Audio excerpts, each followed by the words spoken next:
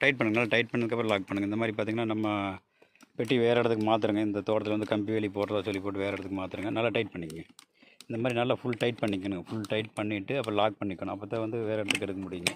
நல்லா சவுண்டு பார்த்திங்கன்னா இந்த மாதிரி வர மாதிரி வச்சுக்கணும். ஏன்னா வண்டியில் லாக் பண்ண வண்டியில் போகும்போது நம்மளுக்கு இந்த மாதிரி லாக் பண்ணிக்கணுங்க. லாக் பண்ணிவிட்டு அதை கட் பண்ணிக்க, அவ்வளோதாங்க. இந்த மாதிரி வந்து நம்ம டைட் பண்ணிட்டோம்னா தான் நம்ம வண்டியில் கொண்டு போகும்போது நல்லா எங்கே லீக்கேஜ் ஆகாமல் இருக்குங்க. அப்புறமா வந்து பகல்லையே வந்து எங்கெங்கே ஓட்டை இருக்குது அங்கெல்லாம் பார்த்திங்கன்னா இந்த மாதிரி மண் வச்சு அடைச்சிக்கணும். கம்ப்ளீட்டாக வந்து சின்ன ஓட்டையெல்லாம் மண் வச்சு அடைச்சிக்கணும். இல்லைன்னா வண்டி போகும்போது உதறிகிட்டே இருக்கும். உதறும்போது நம்மளுக்கு வந்து தேனி பூரா வெளியில் வந்துடுங்க. இதில் சின்ன பெட்டி வச்சுருக்குறேங்க. இது பார்த்திங்கன்னா இப்படி கம்ப்ளீட்டாக நீட்டாக வச்சுருக்கேன் பார்த்திங்களா. இல்லைன்னா ஒரு சின்ன ஓட்டை இருந்தாலும் உள்ளே வந்து வண்டி குலுங்க ஒரு தேனியே வெளியே வந்துட்டு நம்மளை கொட்ட ஆரம்பிச்சிருங்க. இந்த மாதிரி நல்லா லாக் பண்ணிட்டோம்னாக்கா எவ்வளோ 500 கிலோமீட்டர் வேணாலும் நம்ம கொண்டு போய்க்கலாங்க.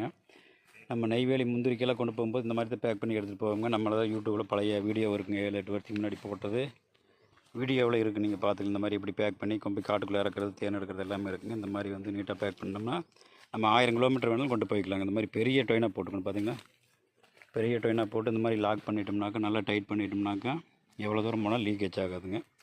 நைட் டைம் வந்து ஒவ்வொன்றும் வெளியில் வந்து பயங்கரமாக கொட்டுங்க. அதனால் வந்து நம்ம இந்த மாதிரி பேக் பண்ணிக்கிறோம்.